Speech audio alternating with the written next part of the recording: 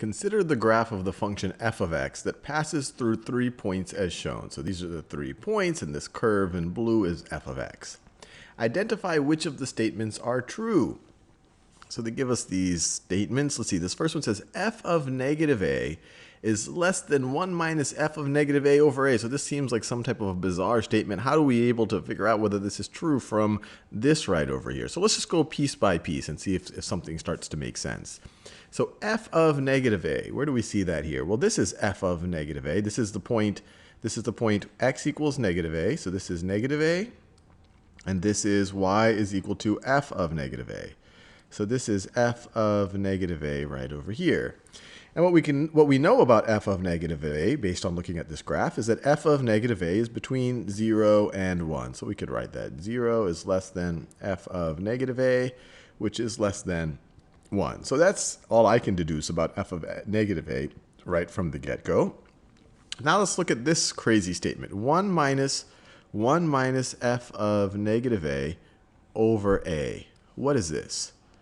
Well, let's think about what happens if we take the secant line, if we try to find the slope of the secant line between this point and this point. Or if we wanted to find the average rate of change between the point negative a, f of negative a, and the point 0, 1. If this is our endpoint, our change in y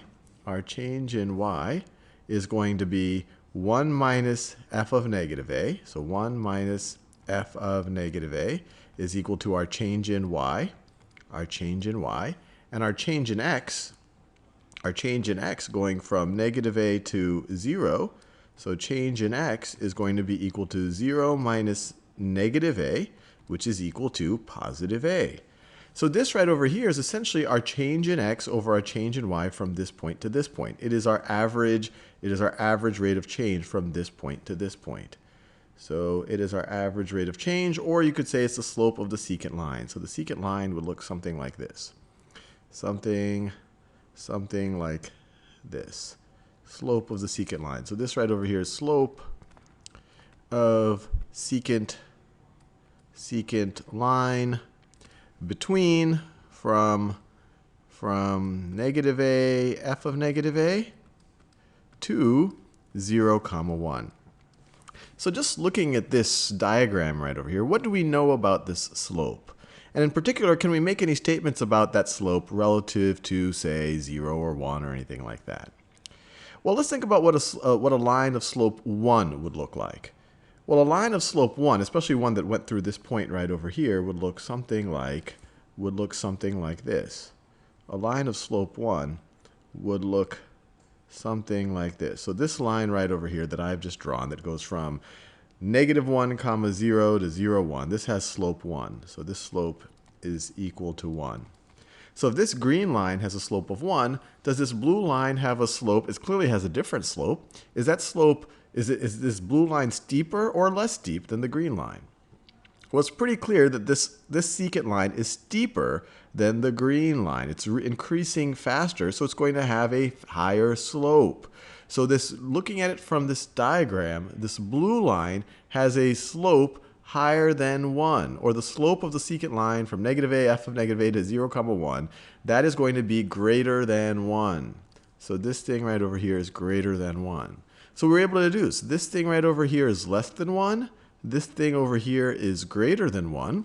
So this thing is less than that thing. So this must be true. Now let's look at this one. We're comparing the slope of the secant line. We're comparing the slope of the secant line that we just looked at. So this is the same value right over here. So we're comparing this slope right over here to what's this? F of a minus 1 over a. Well, this is the slope of this secant line. This is the slope of this secant line that I'm drawing in this. Let me do it in more contrast. Let me do it in orange.